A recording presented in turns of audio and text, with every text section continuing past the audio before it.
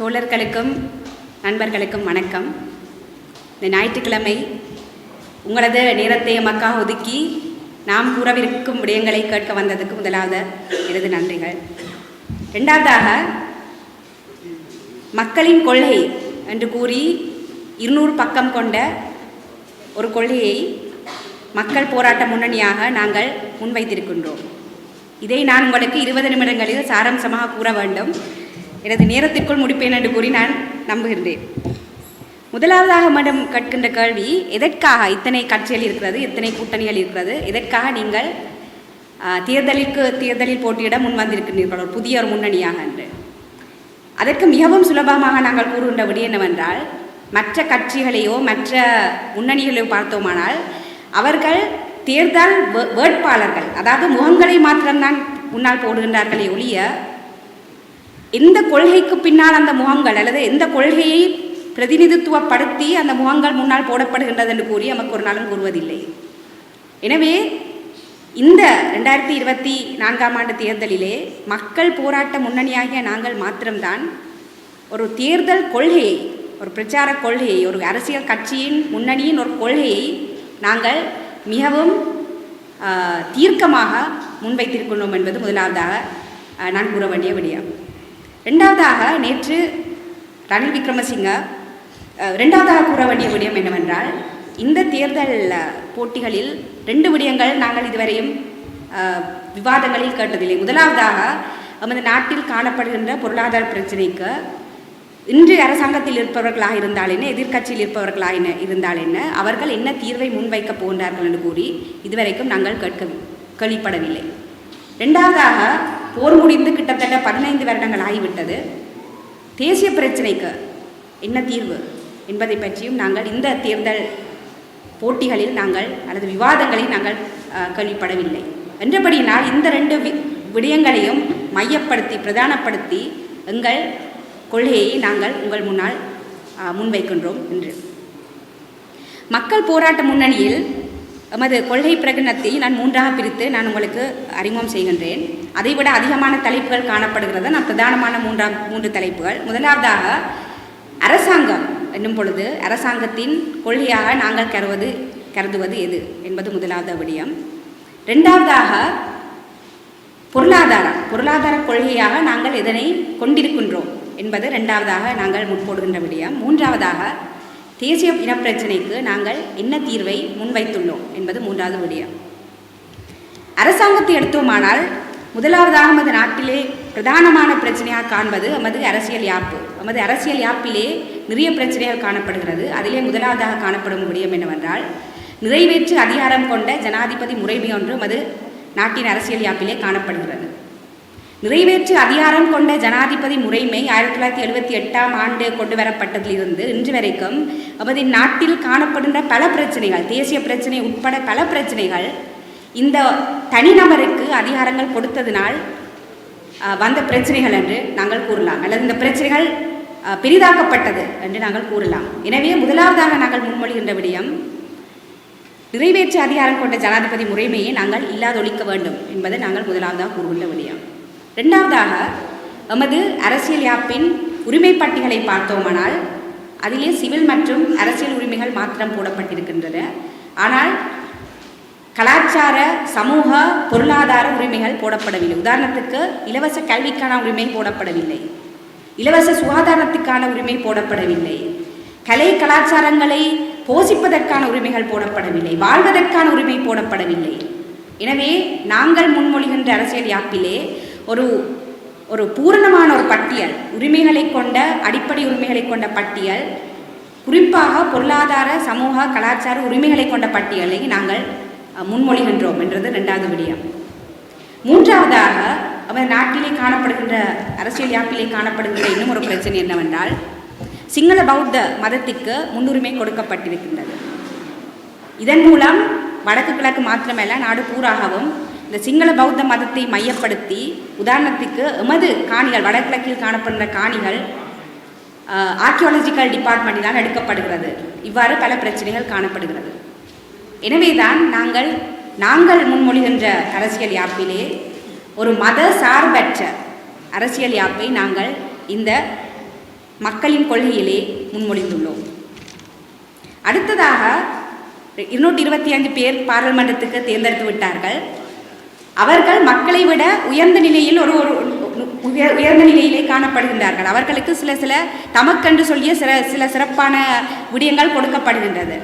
நாங்கள் எமது முன்மொழிவுகளில் அவற்றை அனைத்தையுமே நாங்கள் இல்லாமலாக்கி மக்கள் பிரதிநிதிகளும் மக்களும் ஒரே தரவில் தான் வைக்கப்பட வேண்டிய சில முன்மொழிவுகளை நாங்கள் முன்வைத்துள்ளோம். அதே போன்றுதான் ஒரு மக்கள் பிரதிநிதி வாக்களிக்கப்பட்டு பாராளுமன்றத்துக்கோ ஜனாதிபதிக்கோ அனுப்பப்பட்ட பின்பு அவரை மீண்டும் மக்கள் எமது கோரிக்கைகளை அவர் நிறைவேற்றாமல் விட்டால் அவரை மீண்டும் மீளப்பெறுவதற்கும் இங்கு நாங்கள் சில திட்டங்களை முன்மொழிந்துள்ளோம். சில பாலிசிஸை நாங்கள் முன்மொழிந்துள்ளோம். இதுவும் தற்போது எமது அரசியல் யாப்பில் காணப்படுவதில்லை.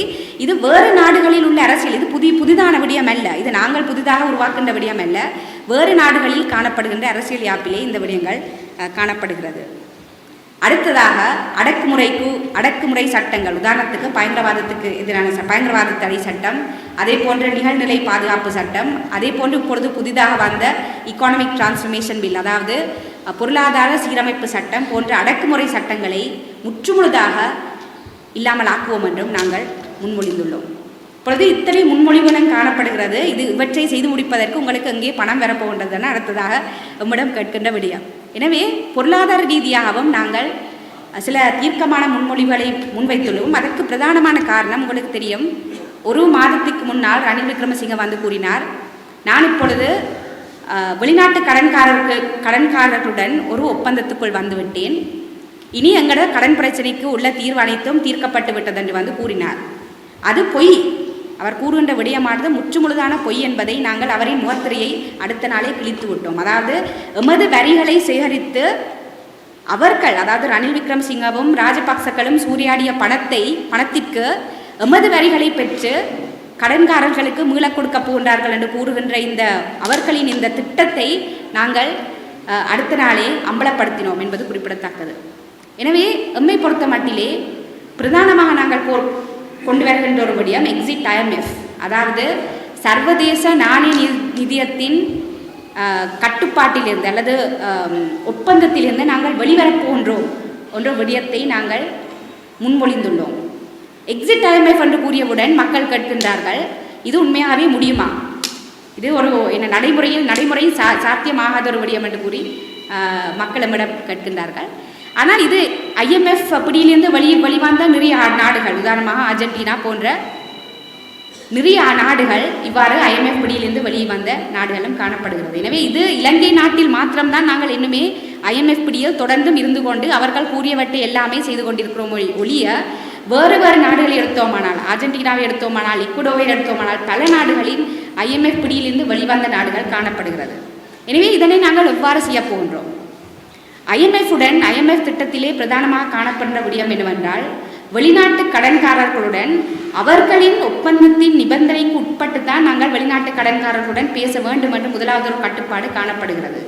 அதனால் தான் இன்று ரணில் விக்ரமசிங்க வெளிநாட்டு கடன்காரர்களுடன் பேசும் பொழுது மக்களுக்கு சாதகமான கொள்கை திட்டங்களை உடன்படிக்கையை கைச்சாத்திடாமல் அல்லது எமக்கு சாதகமான உடன்படிக்கைக்குள் செல்லாமல் அவர் கடன்காரர்களுக்கு சாதகமான உடன்படிக்கையை என்று கையொப்பமில்லை ஏற்றுக்கொண்டு வந்துவிட்டார், அவர்களுக்கு சாதகமான ஒரு திட்டத்தை.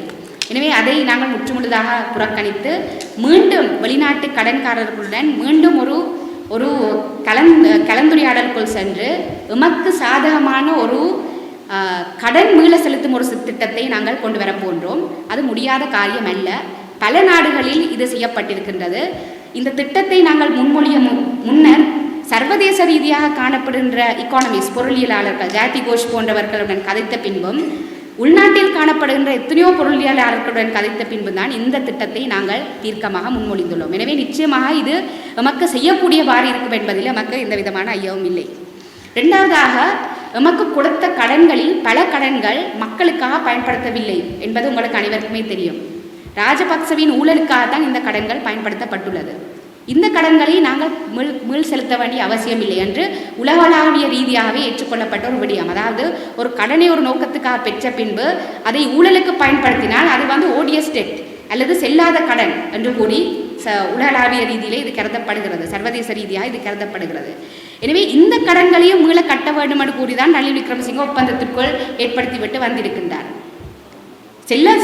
செலுத்த தேவையில்லாத கடனை நாங்கள் செலுத்த மாட்டோம் என்று கூறியும் நாங்கள் இதற்குள் ஒரு முன்மொழிவை முன்வைத்துள்ளோம். அதே போன்றுதான் கடன் பிரச்சனையானது நமக்கு IMF மூலம் நமக்கு கூறப்படுகின்ற விடயம், கடன் பிரச்சனையானது இது இலங்கை நாட்டில் காணப்படுகின்ற பிரச்சனை மாத்திரம். இது உங்களது அரசியல் தலைவர்கள் ஊழல் நிறைந்தவர்களாக காணப்பட்டபடினால்தான் இந்த கடன் பிரச்சனை வந்தது என்று கூறினார்கள்.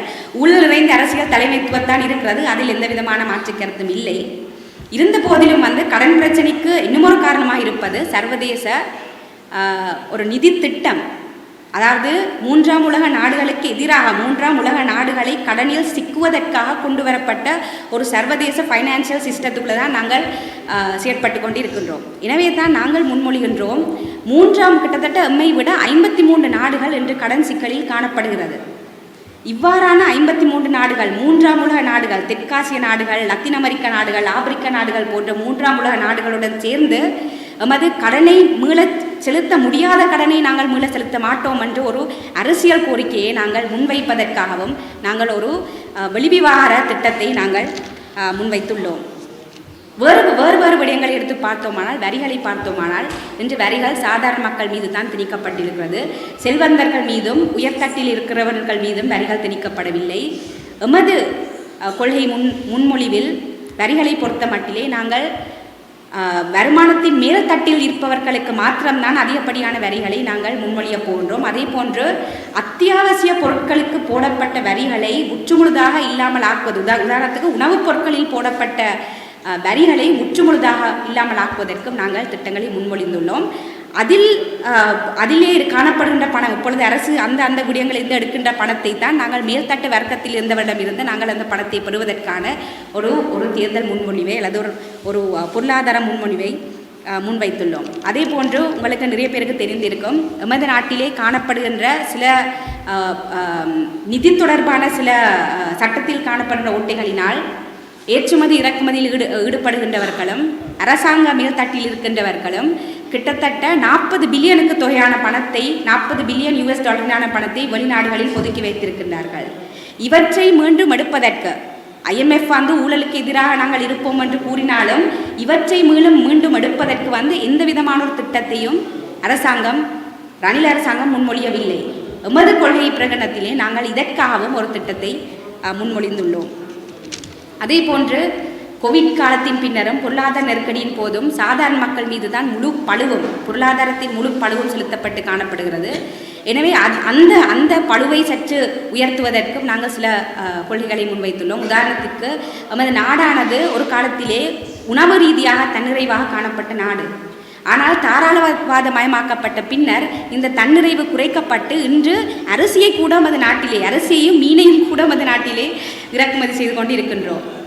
எனவே நாங்கள் முன்மொழிகின்ற திட்டம் என்னவென்றால், எமது நாட்டிலே உணவு தன்னிறைவும் உணவு இறைமையும் இருக்க வேண்டும் என்ற கொள்கையின் அடிப்படையிலே விலை கட்டுப்பாடுகளை, உதாரணத்துக்கு உணவு ரீதியான விலை கட்டுப்பாடுகளையும் விலை நிர்ணயங்களையும், உதாரணத்துக்கு விவசாயிகளின் பொருட்களுக்கு விலை நிர்ணயம், அதே போன்று கடற்தொழிலாளர்களின் பொருட்களுக்கு விலை நிர்ணயத்தையும் நாங்கள் முன்மொழிந்துள்ளோம். அதே போன்று உணவு உற்பத்தியை ஊக்குவிப்பதற்காக எரிபொருள் மானியங்களையும் நாங்கள் முன்மொழிந்துள்ளோம். அதே போன்று பொது போக்குவரத்திற்கும் மக்கள் செல்ல வேண்டும், பொது போக்குவரத்தில் மக்கள் செல்ல வேண்டும், அதன் கட்டணங்களும் என்று கூடியுள்ளது. எனவே பொது போக்குவரத்தாக இருந்தால் என்ன, மின்சார வசதியாக இருந்தால் என்ன, எரிபொருளாக இருந்தால் என்ன, இந்த விடயங்களையும் நாங்கள் சில மானியங்களையும் சலுகைகள் நான் கூற விருப்பமில்லை, இது மக்களின் உரிமை.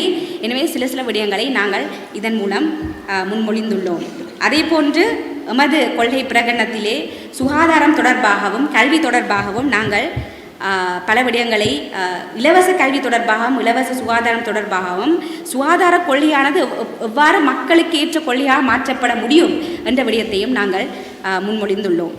அடுத்ததாக தொழிலாளர் சட்டங்கள். உங்களுக்கு தெரியும், இந்த அரசாங்கமானது தொழிலாளர்களின் உரிமைகளை முற்றுமுழுதாக ரத்து செய்வதற்கான ஒரு சட்டத்தை கொண்டு வந்திருக்கின்றது.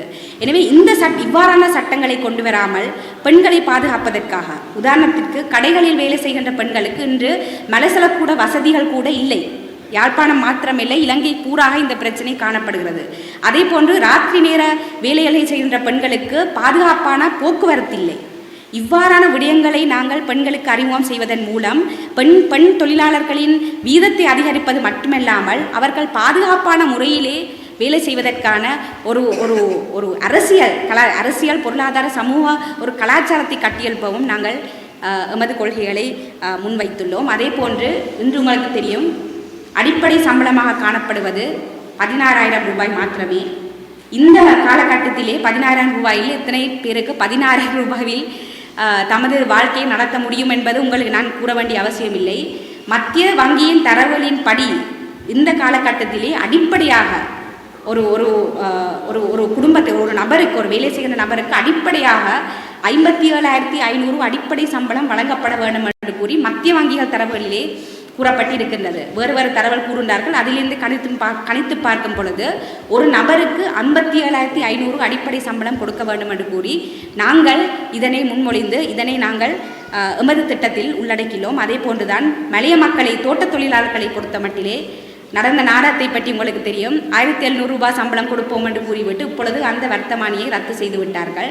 நாங்கள் கூறுகின்றோம் 1,700 ரூபாய் அல்ல, தோட்ட தொழிலாளர்கள் கேட்ட தொகை 2,000 ரூபாய். ஒரு நாளைக்கு 2,000 ரூபாயான சம்பள உயர்வை கொடுப்போம். அதற்கான தரவுகளும் அதற்கான கணிப்பீடுகளும் எம்மிடம் காணப்படுகிறது. அதன் மீதுதான் நாங்கள் இதனை முன்மொழிகின்றோம் என்றும் கூறுகின்றேன். தேசிய பிரச்சனையை பொறுத்த மட்டிலே எனக்கு முன்னால் பேசிய பேச்சாளர்கள் பேசிவிட்டார்கள். இருந்த போதிலும் நாங்கள் தீர்க்கமான ஒரு முன்மொழிவை ஒரு ப்ரொபோசலை முன்வைத்துள்ளோம். அதாவது இதுவரை காலமும் 13ஆம் திருத்த சட்டத்திலே என்ன நடந்ததென்றால் சில அதிகாரங்கள் மாகாண சபைகளுக்கு கொடுக்கப்பட்டு காணப்பட்டது. ஆனால் மாகாண சபைகளுக்கு கொடுக்கப்பட்ட அதிகாரத்தை எந்நேரம் வேண்டுமானாலும் மத்திய அரசாங்கம் பெற்றுவிடலாம். அதுதான் 13ஆம் திருத்த சட்டத்திலே காணப்பட்ட பிரதானமான பிரச்சனை. ஆனால் அதை கூட இன ரீதியான காரணங்களினால் அடுத்தடுத்து வந்த அரசாங்கங்கள் நடைமுறைப்படுத்தவில்லை. அதனால் தான் இன்று கூட ரணில் விக்ரமசிங்க 13ஆம் திருத்த சட்டத்தை முற்றுமுழுதாக அமுல்படுத்துவோம் என்று கடைசி ஒரு வருடமாக கூறிக்கொண்டிருக்கின்றார். ஆனால் இன்று வரைக்கும் அது தொடர்பாக எந்தவித நடவடிக்கையும் எடுக்கப்படவில்லை. நேற்று முன்தினம் கூட 13ஆம் திருத்த சட்டத்தை பற்றி ஒரு கலந்துரையாடல் நடைபெற்றது. எனவே இவ்வாறே கூறிக்கொண்டு போகின்றார்கள். ஆனால் எமது முன்மொழிவில் நாங்கள் கூறுகின்ற விடயம், நாங்கள் சுயாட்சி அலகுகளை உருவாக்குகின்றோம். சுயாட்சி அலகுகளுக்கும் 13ஆம் திருத்த சட்டத்தில் இருக்கின்ற மாகாண சபைகளுக்கும் இடையில் இருக்கிற வித்தியாசம் என்னவென்றால், சுயாட்சி அலகுகளில் கொடுக்கப்பட்ட அதிகாரங்கள் மத்திய அரசாங்கத்துக்கு மீளப்பெற முடியாது. சுயாட்சி அலகுகளின் அவர்களின் அனுமதி இல்லாமல் மத்திய அரசாங்கங்களில் மீண்டும் அதாவது பொருளாதார உரிமைகளாக இருந்தால் என்ன, பொருளாதார அதிகாரங்களாக இருந்தால் என்ன, அல்லது அரசியல் அதிகாரங்களாக இருந்தால் என்ன, அது மத்திய அரசாங்கத்துக்கு மீண்டும் அந்த அதிகாரங்களை பெற முடியாது என்றபடினால் தான் நாங்கள் இந்த சுயாட்சி அலகுகளை நாங்கள் முன்மொழிந்துள்ளோம். இதை நான் மட்டும் கூறவில்லை, ரஜீவ்காந்த் மட்டும் கூறவில்லை, இந்த புத்தகத்திலே அச்சிலே நாங்கள் போட்டிருக்கின்றோம். எனவே இந்த முன்மொழிவில் இருந்து நாங்கள் பின்வாங்க மாட்டோம் என்பதையும் நான் மிகவும் தெளிவாக கூற விரும்புகின்றேன். இறுதியாக நான் எனது பேச்சு கால முடிவடைந்து விட்டது. இருந்த போதிலும் இறுதியாக 2 விடயங்களை கூறப்போகின்றேன். நேற்று ரணில் விக்ரமசிங்க நான் இந்த நேரத்திலே சிறந்த ஒரு ஜனாதிபதி, தனக்கு வாக்களிக்குமாறு அனைவரிடமும் கேட்டுக்கொண்டு சென்று விட்டார். நான் கேள்விப்படுகின்றேன், பல மாவட்டங்களிலே காணப்படுகின்ற நடுத்தர வர்க்கத்தினர் ரணில் விக்ரமசிங்கவுக்கு தான் நாங்கள் வாக்கை அளிப்போம் என்றால் அவர் தேசிய இன பிரச்சனைக்கு ஒரு முடிவை கொண்டு வந்து விடுவார், மற்றது நமது நாட்டின் பொருளாதாரத்தை ஓரளவு சீர்படுத்தி விட்டார் என்று கூறுகின்றார்கள். ஆனால் நமது நாட்டின் பொருளாதாரத்தின் இன்றைய நிலைமையை பார்த்தோமானால் சீரான நிலையில் இல்லை. எத்தனையோ மக்கள் இன்று ஒருவேளை உணவை கூட உண்ண முடியாமல் மிகவும் கஷ்டப்பட்டு கொண்டிருக்கின்றார்கள். அதே போன்று தான் மின்சார கனெக்ஷன்ஸ் எத்தனையோ குடும்பங்களில் இது துண்டிக்கப்பட்டு காணப்படுகின்றது. எனவே இன்று காணப்படுகின்ற பொருளாதார நிலைமையில் எத்தனையோ குடும்பங்கள் பட்டினியால் வாடிக்கொண்டிருப்பதற்கான தரவுகள் இன்று காணப்படுகிறது. எனவே இதைத்தான் ரணில் விக்ரமசிங்க இன்று நான் இதனை சரி செய்து விட்டேன் என்று கூறிக்கொண்டிருக்கின்றார். ரணில் விக்ரமசிங்கவின் தேசிய இன பிரச்சனை தொடர்பாக ரணில் விக்ரமசிங்கவின் சற்று வரலாற்றை எடுத்து பார்த்தோமானால், யாழ் பொது நூலகம் இருக்கப்பட்ட பொழுது அவர் அரசாங்கத்தில் இருந்தார். அதே போன்று 1983 தமிழ் மக்கள் கொழும்பிலும் நாட்டின் வேறு பகுதிகளிலும் தீமூட்டப்பட்டு எரிக்கப்படும் பொழுதும் ரணில் விக்ரமசிங்க அரசாங்கத்தில் இருந்தார். அதே போன்றுதான் 2000ஆம் ஆண்டு சந்திரிகா அம்மையார் ஒரு தமிழ் மக்களுக்கு ஒரு தீர்வு என்று கூறி ஒரு அரசியல் யாப்பை முன்கொண்டு வந்தார். அரசியல் யாப்பு எக்ஸ்பர்ட்ஸ் என்று கூறுகின்றார்கள். கொண்டு வந்த அரசியல் யாப்பிற்குள் அது தமிழ் மக்களுக்கு ஏதாவது ஒரு தீர்வை கொண்டு வரக்கூடிய ஒரு அரசியல் யாப்பாக அவர் முன்மொழிந்தார். அதனை கூட தமிழ் மக்களுக்கு கொடுக்கக்கூடாது என்று கூறி பாராளுமன்றத்திலே எரியூட்டிய நெருப்பு தீயூட்டிய அரசாங்கமாகத்தான் ரணில் விக்ரமசிங்கவின் அரசாங்கம் காணப்படுகிறது. மேலும் அறகலைய போராட்டத்துக்கு பின்பு பதவிக்கு வந்தார் பிறகு அடுத்த கிழமையே நாங்கள் 13ஆம் திருத்த சட்டத்தை முற்றுமுழுதாக அமல்படுத்துவோம் என்று கூறினார். அது உங்களுக்கு நினைவிருக்கும் என்று நினைக்கின்றேன். இப்பொழுது கிட்டத்தட்ட 8-9 மாதங்கள் ஆகிவிட்டது. இன்னுமே காணி அதிகாரங்கள் மாகாண சபைகளுக்கு முற்றுமுழுதாக கொடுக்கப்படவில்லை. எனவே இந்த 13ஆம் திருத்த சட்டமோ குறிப்பாக ரணில் விக்ரமசிங்கவின் அரசாங்கத்தை எடுத்தோமானால், அரசியலை எடுத்தோமானால், அவர் கடைசி வரைக்கும் தமிழ் மக்களுக்கு, தமிழ் பேசுகின்ற மக்களுக்கு, முஸ்லீம் மக்களுக்கு, மலைய மக்களுக்கு எந்த விதமான ஒரு இனப்பிரச்சனைக்கான தீர்வையும் கொடுக்க மாட்டார். குறிப்பாக காணிகள் தொடர்பான எந்த விதமான தீர்வையும் கொடுக்க மாட்டார். அதற்கான காரணம் மிகவும் ஒரு சுருக்கமான காரணம், மிகவும் ஒரு காத்திரமான காரணம் காணப்படுகிறது. அவரது பொருளாதார முன்னேற்றத்துக்கான ஒரு பாதையானது மக்களுக்கு சார்ந்த பாதை அல்ல. அவர் இன்று எக்கானமிக் டிரான்ஸ்ஃபர்மேஷன் பில், அதாவது பொருளாதார மறுசீரமைப்பு மீள்கட்டமைப்பு சட்டத்தை கொண்டு வந்திருக்கின்றார். அதிலே கூறப்பட்டிருக்கின்ற விடயம் என்னவென்றால், எமது நாட்டை பொருளாதார அலகுகளாக பிரித்து, இண்டஸ்ட்ரியல் ஜோன் பொருளாதார அலகுகளாக பிரித்து இந்த அலகுகளை தனியார் கம்பெனிகளுக்கு கொடுக்க போகின்றேன் என்று கூறிதான் அந்த சட்டத்திலே கூறப்பட்டிருக்கிறது. கொடுக்க போகின்றார்கள் என்று கூறிதான் அந்த சட்டத்திலே கொடுக்கப்பட்டிருந்தது. என்னை நம்பவில்லையானால் அந்த சட்டத்தை சென்று வாசியுங்கள். எமது நாட்டை பொருளாதார அலகுகளாக பிரித்து அதனை தனியார் கம்பெனிகளுக்கு கொடுப்பதற்காக இன்று எமது நாட்டின் பொருளாதார மறுசீரமைக்கப்பட்டு வருகிறது. அதில் ஒரு உதாரணத்தை எடுத்தோமானால், இன்று மன்னார் மாவட்டத்திலே அதானி நிறுவனத்திற்கு கிட்டத்தட்ட 1500 ஏக்கர் காணி நிலத்தை ரணில் விக்ரமசிங்க அதானி நிறுவனத்துக்கு கொடுத்திருக்கின்றார். மன்னார் மாவட்டத்திலே வாழ்கின்ற மக்களிடமோ அங்கு வாழ்கின்ற கடற்தொழிலாளர்களிடமோ எந்த விதமான ஒரு கேள்வியையும் ரணில் விக்ரமசிங்க அரசாங்கம், எந்த விதமான ஒரு கலந்துரையாடல் கூட, அவர்களின் கருத்தை கூட இந்த ரணில் விக்ரமசிங்க அரசாங்கம் கேட்கவில்லை. எனவே இன்று மன்னார் மாவட்டத்தில் நடக்கின்ற அதே விடயம்தான் வடக்கு கிழக்கு மாத்திரமல்ல நாடு பூராகவும் நடந்து கொண்டிருக்கின்றது. எனவே தான் அவர் கடைசி வரைக்கும் தமிழ் மக்களுக்கோ முஸ்லிம் மக்களுக்கோ மலைய மக்களுக்கோ எந்த விதமான தீர்வு திட்டத்தையும் தரமாட்டார். எனவே இனிமேலும் அவர் கூறுகின்றார் தேசிய இன பிரச்சனைக்கு தீர்வை தரப்போன்றேன் என்று கூறிக்கொண்டிருந்தார் என்றால் அதை நாங்கள் நம்பிக்கொண்டிருந்தோமானால் நாங்கள் தான் முட்டாள்கள். அதற்கு மாறாக நாங்கள் நோன் போப்பகையை எமது ஜனாதிபதி பிரதிநிதியாக நாங்கள் நியமித்திருக்கின்றோம். உங்களுக்கு தெரியும், யாழ்ப்பாணத்திலே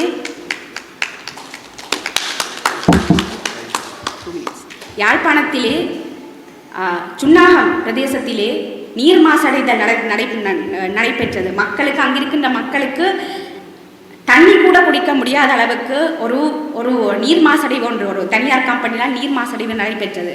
அந்த வழக்கை உயர் நீதிமன்றத்திலே செய்து எமது மக்களுக்காக அந்த வழக்கை வென்று கொடுத்தவர் நுவான் போப்பகே. எனவே இவரை போன்ற ஒரு ஜனாதிபதி வேட்பாளரைத்தான், அதாவது மக்களுடன் போராட்டங்களில் இருந்த ஒரு ஜனாதிபதி, ஒரு வேட்பாளரைத்தான் நாங்கள் முன் போட்டிருக்கின்றோம். அது வடக்காக மாத்திரமல்ல, தெற்காக இருந்தால் என்ன, அறகலைய போராட்டமாக இருந்தால் என்ன, மீத்தோட்ட மொழியாக இருந்தால் என்ன, வடக்கு கிழக்கு தெற்கு அனைத்திலும் அவர் மக்களுக்காக வேட்பாளராக வருவதற்கு முன்னர் எந்த விதமான அரசியல் எதிர்பார்ப்புகளும் இல்லாமல் மக்களுக்காக வேலை செய்து கொண்டிருந்த ஒரு வேட்பாளர். எனவே அவருக்கு நீங்கள் வாக்களிக்கப் போகின்றீர்களா அல்லது 50 வருடமாக உண்மை ஏமாற்றி வந்த ரணில் விக்ரமசிங்கக்கு வாக்களிக்கப் போகின்றீர்கள் என்பதை நீங்கள் தான் தீர்மானிக்க வேண்டும். எனது நேரத்தை நான் அதிகமாக எடுத்து விட்டேன், அதற்கு மன்னிக்கவும். நன்றி, வணக்கம்.